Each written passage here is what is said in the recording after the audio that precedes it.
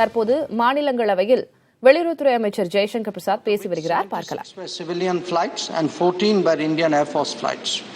The evacuation flights were from Romania, Poland, Hungary and Slovakia. While Indian Air Force rose to the occasion, most of the private airlines, and that includes Air India Express, Indigo, SpiceJet, Vistara, Go Air and Air Asia also participated enthusiastically.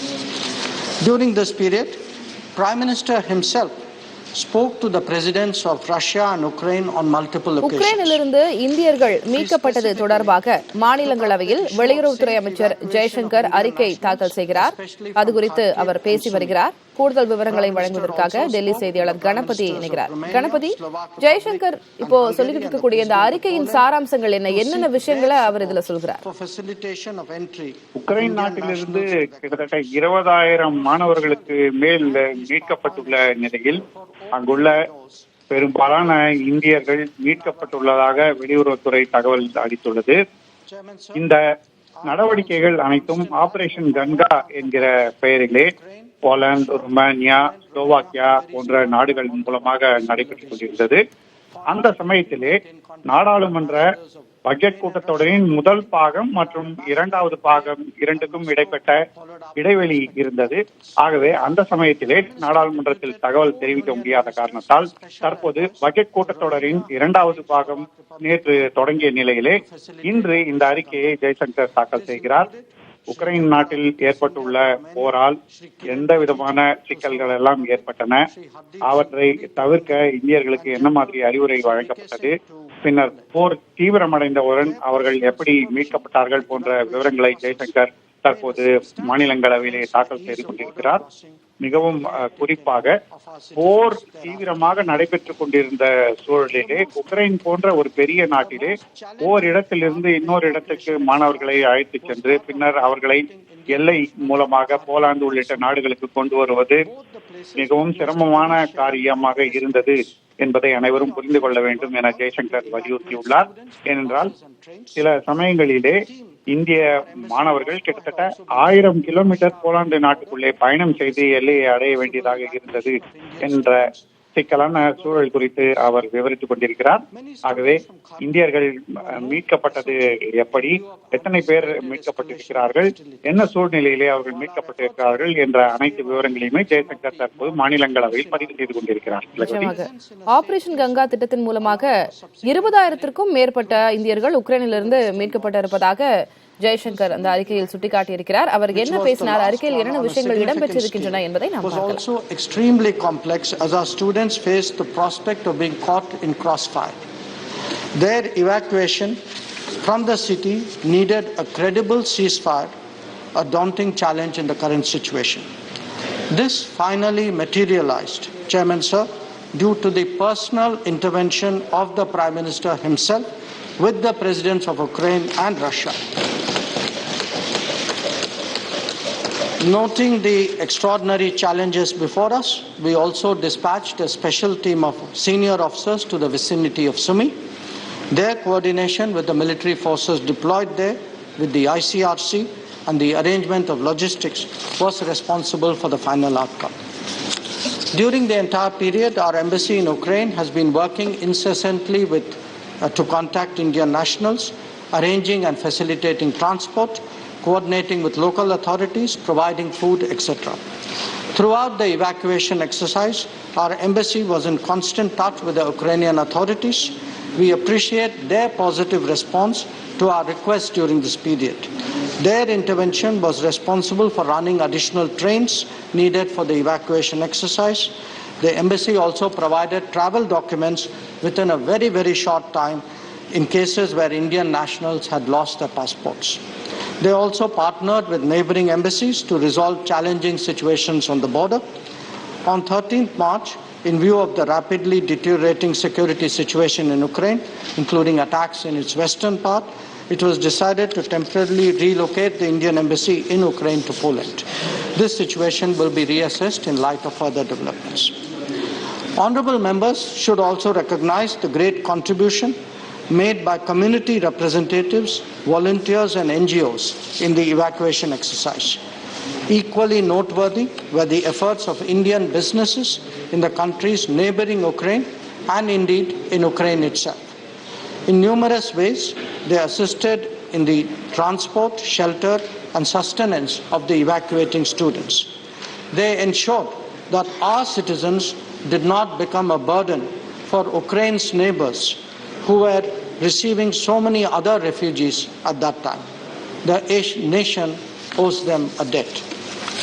In line with India's principle of Vasudhaiva Kutumbakam, foreign nationals were also evacuated from conflict zones and brought to India.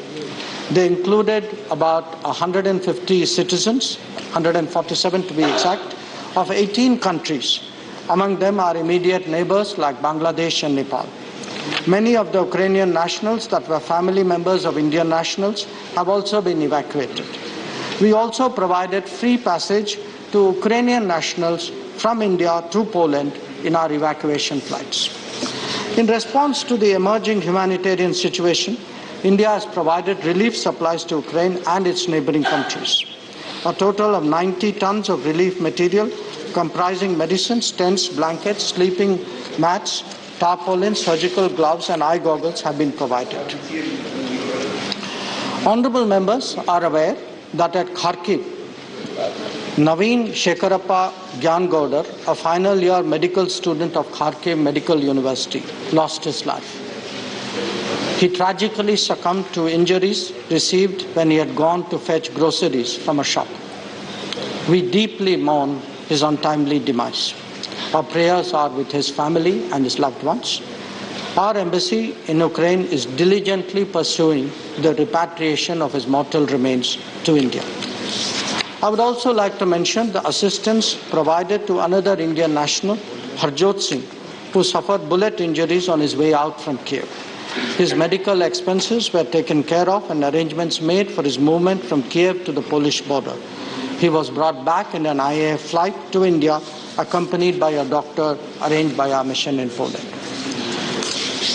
Chairman, sir, the unfolding developments in Ukraine have simultaneously played out in the United Nations, in particular the Security Council, where India is serving as a non-permanent member.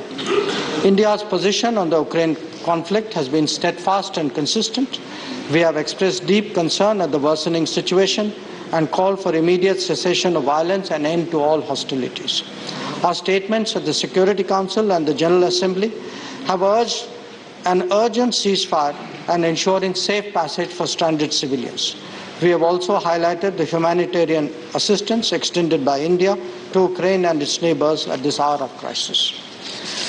We have reiterated at the highest levels of our leadership to all parties concerned that there is no other choice but the path of diplomacy and dialogue. We have emphasized to all member states of the UN that the global order is anchored on international law, UN Charter, and respect for territorial integrity and sovereignty of states. The Ukraine conflict has major economic implications. Its impact on energy and commodity prices is already visible. The disruption of global supply chain is expected to be significant. India has substantial dealings with both Russia and Ukraine. An assessment in this regard by the government is underway. However, the House will appreciate that there is all the more need for an Atmanirbhar Bharat. Operation Ganga is a testimony of our commitment to ensure that Indians in distress situations abroad can count on their government. We have shown this on numerous occasions before, but rarely in one as challenging as the ongoing conflict in Ukraine. I am confident that the honourable members of the House would join me in commending the efforts of the Government of India, the officials of the Ministry of External Affairs, particularly the concerned embassies, the Ministry of Civil Aviation, the Ministry of Defence, NDRF, the Indian Air Force, private airlines, and all those who work tirelessly and selflessly for the safe return of our nationals from Ukraine. I would also like to convey our sincerest appreciation and gratitude to the local Indian communities in these countries, to civil society, to volunteer organizations. However, what is most noteworthy is the courage and determination of our young students in Ukraine, some of whom had to face very difficult, even traumatic situations in active conflict zones.